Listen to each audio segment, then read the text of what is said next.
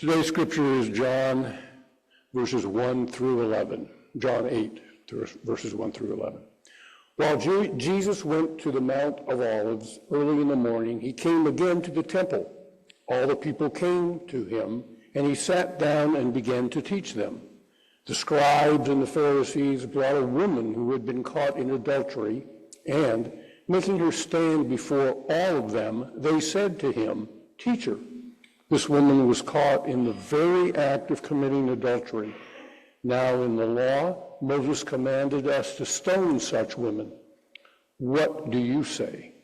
They said this to test him, so that he might have some charge to bring against him. Jesus bent down and wrote with his finger on the ground. When they kept on questioning him, he straightened up and said to them, "Let every one among you who is without sin be the first to throw a stone against her." And once again, he bent down and wrote on the ground. When they heard it, they went away one by one, beginning with the elders. And Jesus was left alone with the woman standing before him. Jesus straightened up and said to her, "Woman, where are they? Hath no one condemned you?" She said, "No one, sir." And Jesus said, "Neither do I condemn you. Go your way, and from now on, do not sin." There ends the reading.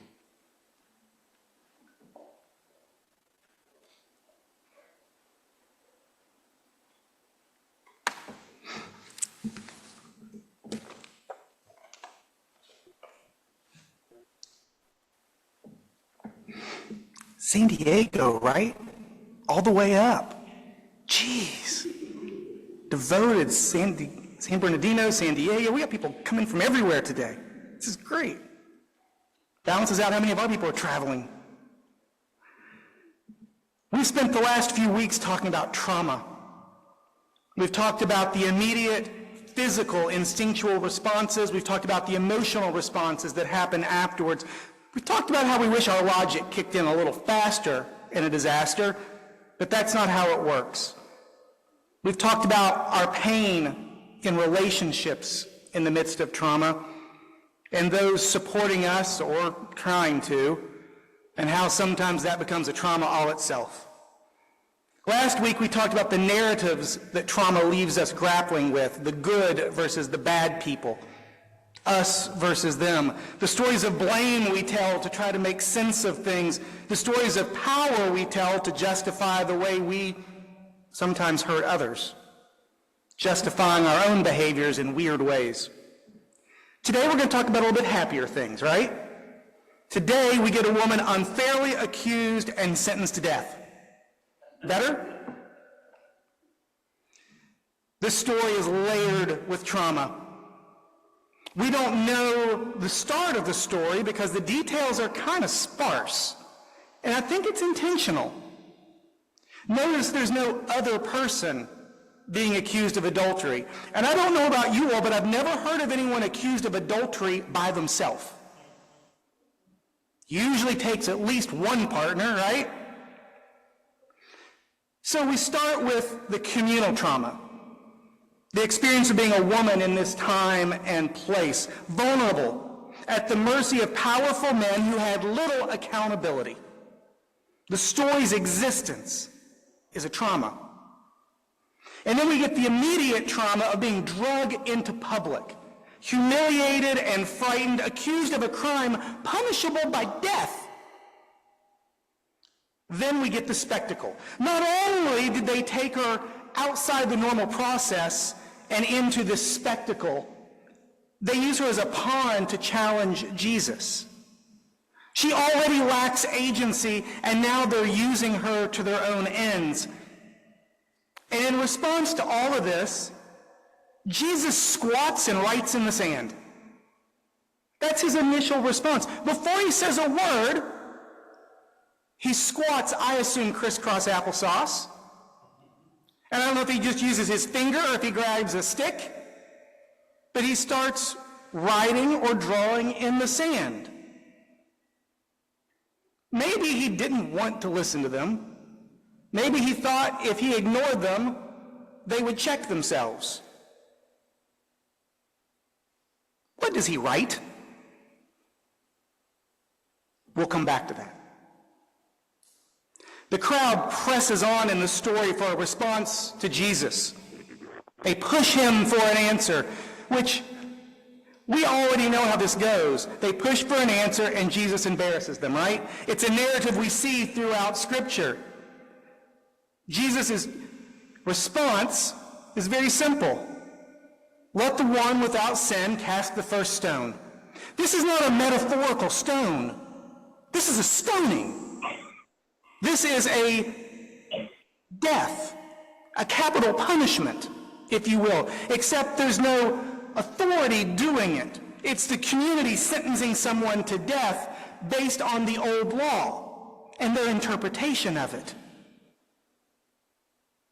Those of you who are without sin, pick up the rock and throw it. An invitation. Jesus challenges their narrative. The crowd was justified by the law, by the letter of the law, telling themselves they were being faithful, telling themselves they were doing good work, telling themselves that this was for the betterment of the community. And Jesus flips the question. Instead of, what about her? What about this person? Jesus says, what about you? What about you? Then goes back to writing in the dirt. He returns to the dirt. But what is he writing? It's kind of the central question of this story to me. And based on his statement, based on those of you who are without sin, start hurling, we can use our imagination a little bit. Maybe he writes to the name of the man who was a part of the adultery, if it was real. Remember, they didn't have to present a witness. Call her the woman accused, not the adulterous woman. Maybe he writes a list of those present who had also committed adultery. Maybe he even lists names with them. Who's to say? Maybe Jesus just started listing all the sins of those present. All of them. Remember, 613 laws in the law of Moses, plus there were cultural laws that were built up around it to make sure you didn't get close enough to breaking any of those. And those traditions were equally enforced by the Pharisees. One by one. Imagine Jesus writing the sins on the ground. And one by one, imagine him going,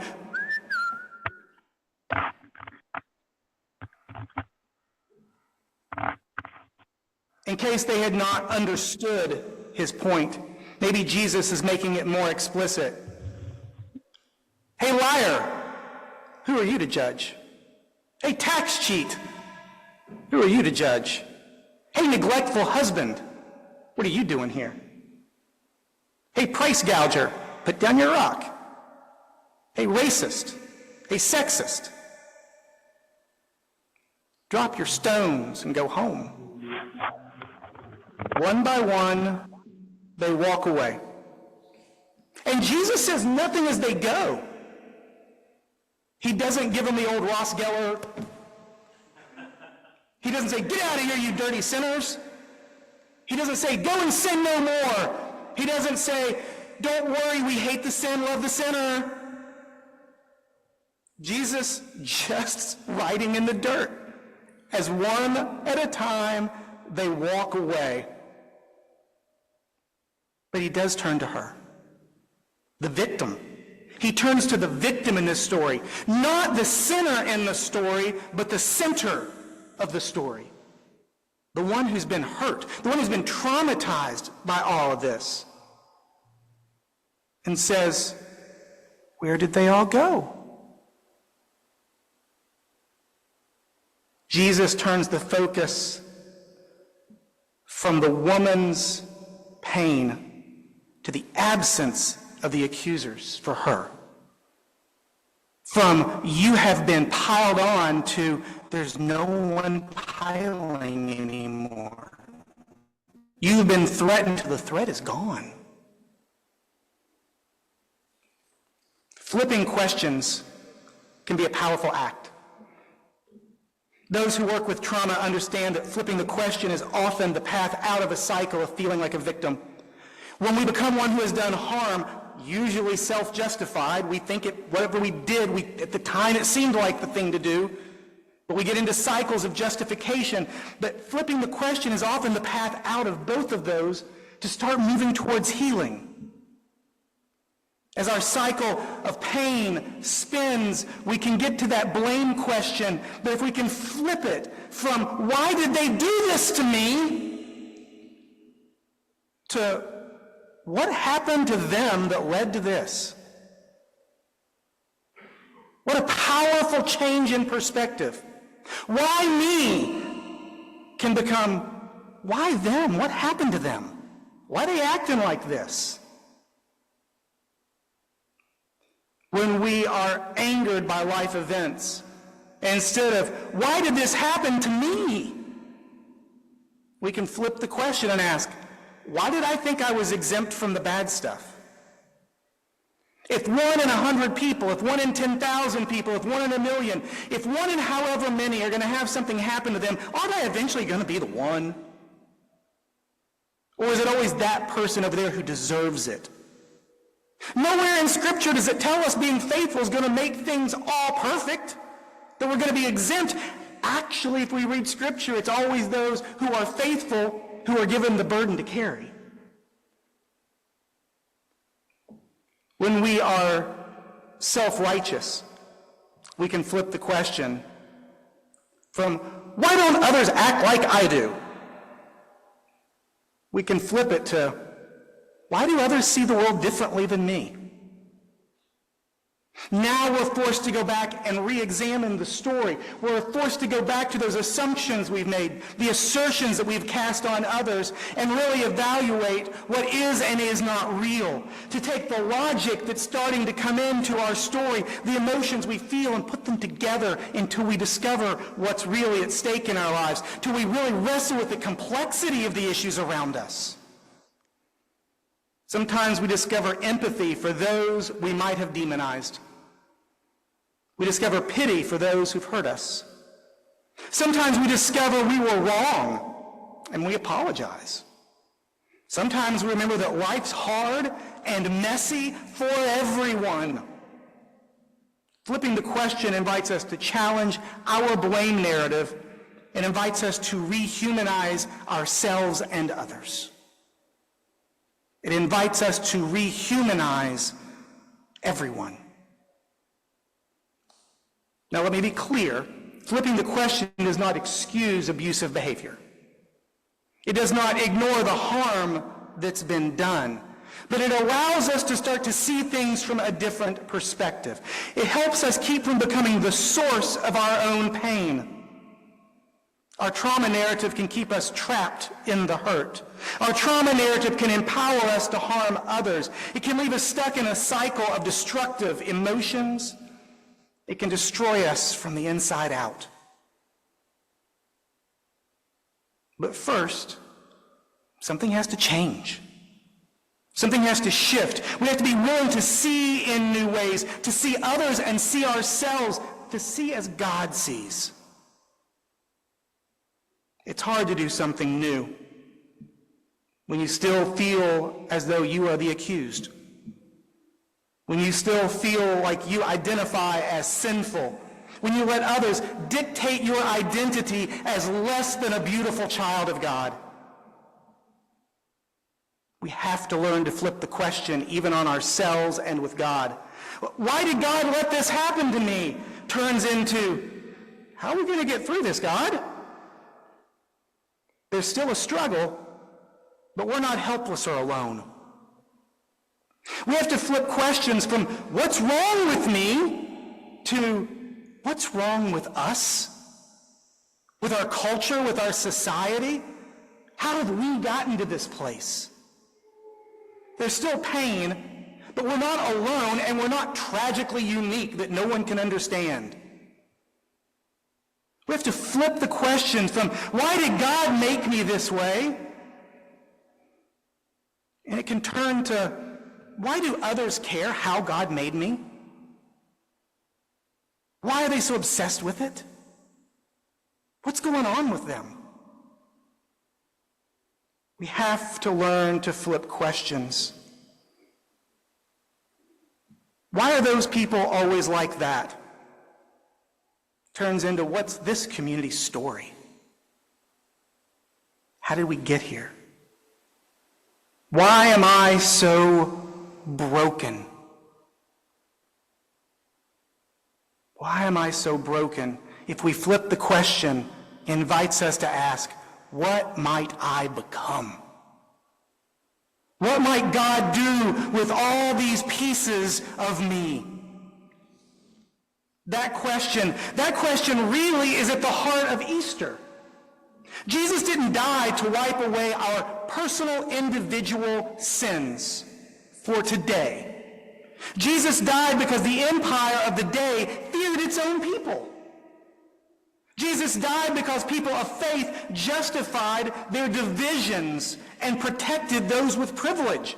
Jesus died because people were trapped by their own brokenness, preferring to kill those around them who offered healing, preferring to kill those who attempted change, preferring to stay trapped in their narratives that they knew rather than live into the possibility of what God's people might become. Jesus died to the brokenness of the world and at the hands of those protecting power rather than promoting healing. Now, Jesus' death was very much about us. It shows what happens when we care more about power than about people. It shows what happens when our pain seeks someone to blame.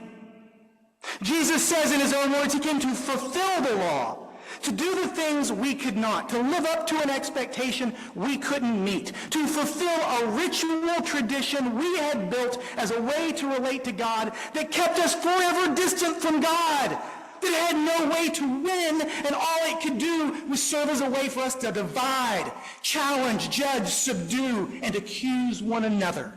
And Jesus comes and says, no more.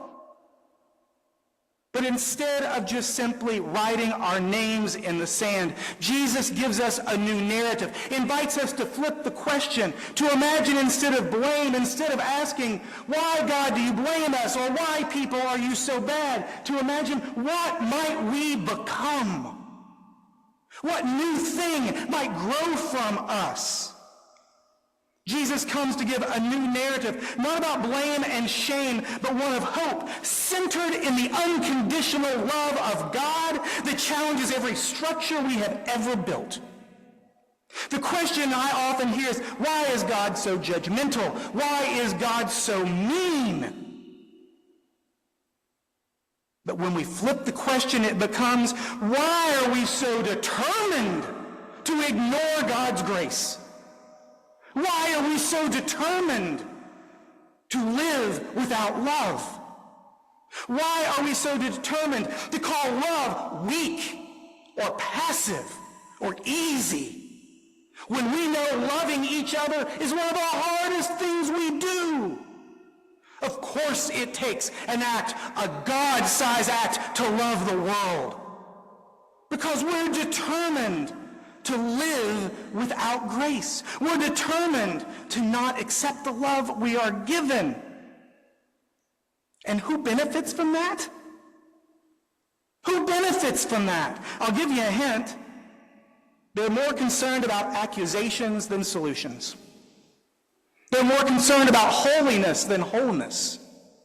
They're more concerned about bottom lines than ever-ending poverty. They're more concerned about who you like than how deeply you can love.